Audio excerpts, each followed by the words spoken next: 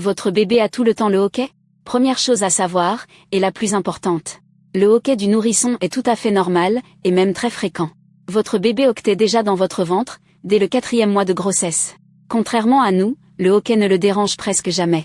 Il peut continuer à dormir ou à téter sans s'en soucier. Ce n'est donc pas une douleur, ni un problème. C'est un simple réflexe. Mais d'où vient ce petit hoquet? Il est dû à des contractions de son diaphragme, le muscle de la respiration, encore tout jeune et facilement irritable. Le plus souvent, il se déclenche après la tétée, quand son petit estomac est bien plein et appuie sur ce muscle.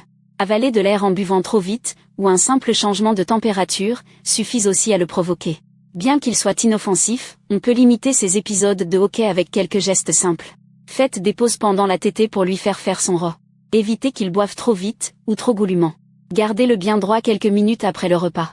Et surtout, le plus efficace reste souvent de ne rien faire, et de le laisser passer tout seul.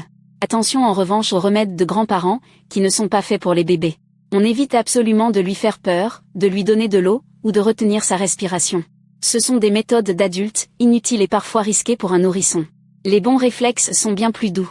Le remettre au sein ou au biberon, le tenir au calme, ou simplement patienter. Et bonne nouvelle. Comme beaucoup de désagréments des premiers mois, le hoquet s'espace tout seul avec le temps. Très présent chez le nouveau-né, il devient nettement plus rare vers 4 à 6 mois, à mesure que son diaphragme gagne en maturité. Vers son premier anniversaire, il n'aura souvent pas plus le hoquet que vous. Dans de très rares cas, le hoquet mérite tout de même un avis médical. Notamment s'il s'accompagne systématiquement de régurgitation importante, de pleurs et d'inconfort, ce qui peut évoquer un reflux. Ou s'il est si fréquent et prolongé qu'il gêne ses tétées et son sommeil, ou qu'il freine sa prise de poids. Dans ces situations, parlez-en simplement à votre médecin. Pour résumer, le hoquet de votre bébé est presque toujours sans gravité, ne lui fait pas mal, et disparaît tout seul en grandissant. Inutile de vous inquiéter à chaque épisode, ni de tester des remèdes compliqués. Surveillez simplement qu'il ne s'accompagne pas d'autres signes, et en cas de doute, votre médecin saura vous rassurer. Cette vidéo vous donne des repères, mais ne remplace pas son avis. Et votre bébé, est-il un grand champion du hoquet? Racontez-moi en commentaire, et partagez vos petites astuces. Si cette vidéo vous a rassuré, abonnez-vous à la Maman Parfaite pour ne manquer aucun conseil.